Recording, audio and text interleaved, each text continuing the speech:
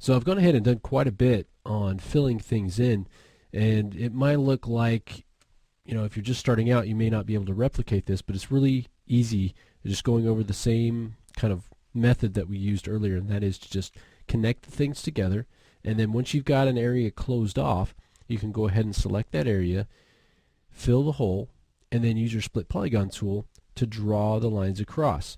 In areas like this, we've got a nice mesh coming across here that is quad base, so moving across in this direction, moving across here. If you've got more lines coming down from the top of your open section than you do from your bottom, then you can decide, okay, am I using too few lines to create the resolution across an open area, or do I have too many in a particular area? And then you can choose whether to take one away from one side or add one to the other side, and so that they match up the way that you want. You want to maintain the edge flow that you've created here with your initial cage, and then just go in and fill those areas. Now, we're using a mostly quad solution, or an all quad solution for this.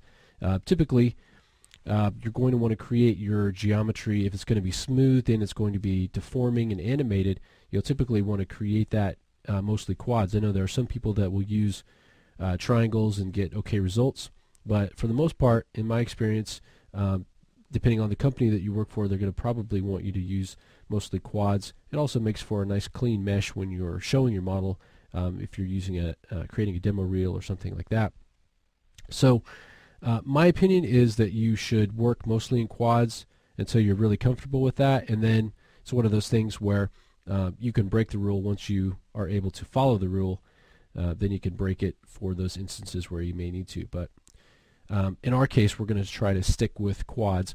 Now, when we stick with quads and we create this sort of different edge loops here, we're going to come across a couple of different kinds of, or a couple of poles on our mesh. And a pole is simply a vertex with more than 4 edges coming into it. So here, maybe you hear the valence of a vertex, so it's the same thing. You're talking about how many edges are coming into that vertex. So when we're looking at just a quad mesh like this, you can see we've got nice clean lines here. It subdivides nicely into quads, and it deforms nicely. And each point has 1, 2, 3, 4 edges coming into the point. Okay, each one of those is the same. But when we start to work with loops like this around the eyes and around the mouth, and we start to introduce different kinds of flow of the edges, it's inevitable that we're going to end up with a few poles at least. And most of the time, those poles are going to be right around the bottom edges, or the bottom and top edges of the loops for the eyes. So you can see one right here. It's in an area that's probably not going to deform too much. We've got another one right up here. You can see 1, 2, 3, 4, 5 coming into that point, and then 5 coming into that point. If you follow this down, at the corner of this loop, you can see we have another one, 5-pointer right in here. Okay, but we want to try to keep those to a minimum if possible, and we also want to keep the number of edges coming into those points to 5. So try to avoid 6 lines or over coming into that, because that can create some pinching there when you start to smooth it out. So that's typically what we'll do, is try to avoid that. But there's no way to avoid having a pole on a model like this where we've got edges flowing in different directions. Okay, if you've got a model that's just straight up and down all quads like that, you're not going to be able to get the detail that we need and the ability to deform it appropriately, but you can avoid those poles. So it's kind of a give and take. But in our case, we have to make do with those. You can see there's another one over here and also one over here. Okay, so for something like the nose, let's go ahead and finish that up. So we can come down in here, and off to one side of the nostril here, I'll go ahead and take maybe these 2 lines here, and let's go ahead and bridge those across. And I'll start with just a linear path, no divisions. And let's go ahead and we'll add one more exactly where we want it. So something like that, where it's down kind of at the bottom of the nostril. Kind of move that line up a little bit. maybe something like that. And then we can come in with maybe this line here, the edge of the nose here, and go back and select that one. Let's go ahead and do a bridge with a smooth path. Add a few divisions in there. And then we can take those resulting points and start to use those to create our sort of nostril area. Kind of bringing this out a little bit. And come in from the side. Start to tweak the position of those points. And do the same thing up here. Kind of bring that up and over. So something like that. And we'll pull this one over as well. And we can come to the front. You can see we're off a little bit here, so we can go ahead and kind of pull those back into line there. Now it is going to be smooth, so we will lose a little bit of volume when we smooth it.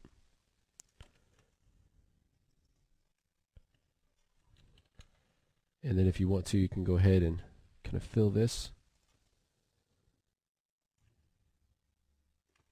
And we'll split across.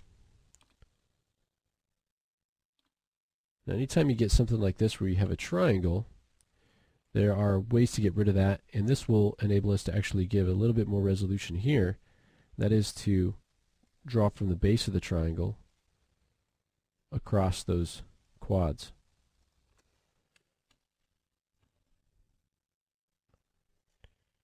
And then we can use that as sort of a little bit of an edge to kind of hold the shape of the nostril here when we smooth it. Move this out a little bit. So when you kind of smooth this out, get a little bit more of an edge in there. Okay. Now we can come in and start to fill some of these other gaps in. So we'll go ahead and fill that. I just find that a little bit easier than trying to bridge across. And so you can decide how you want to do this. You can come in here and draw across in this direction. You want to do it that way. If you do it that way, then once you come across here, you have to make a decision when we take this line down here, because it's going to want to come up and around the way that we have it now. And that may or may not be what you want. You may want to actually continue this and make that part of a new edge loop coming around here. Okay. So if that's the case, then what you can do is actually move this line over here, and this is going to replace it in the connection, where that connection is. Okay, that's one way to do it. So for instance, we would take this edge here, delete it, and then we'd connect up the new edge with the old point, and now we have a new line that's going to proceed through here. And we can use our insert edge loop tool to add a new loop in there. And really adding more loops around the mouth is okay. We're going to need that resolution in there for sure. Okay. Now you also may want to add another edge loop in here along that line, or you can move down one that you already have, because just having the one line for that edge is not really going to help us. We need to have a couple in there to get that bulge of the flesh around there. And just as with any of these organic models that we create, once you've got the topology in here, you still have to come in, while you're doing it, and make sure that the shape is what you want. So it's constant back and forth between the side and front views, looking at it in your perspective, smoothing things out. You can use soft select if you have areas that need to be moved overall, but it's just a very time-consuming method, a very time-consuming procedure to go through modeling of this face, and that's just kind of how it is. So don't be discouraged if it takes you a while to get something that you like, because that's really, everyone's going through that, so it's not just you. So let's go ahead and tweak that a little bit, and then I'm going to go ahead and come across here, and I actually want to just append, I think, right across here.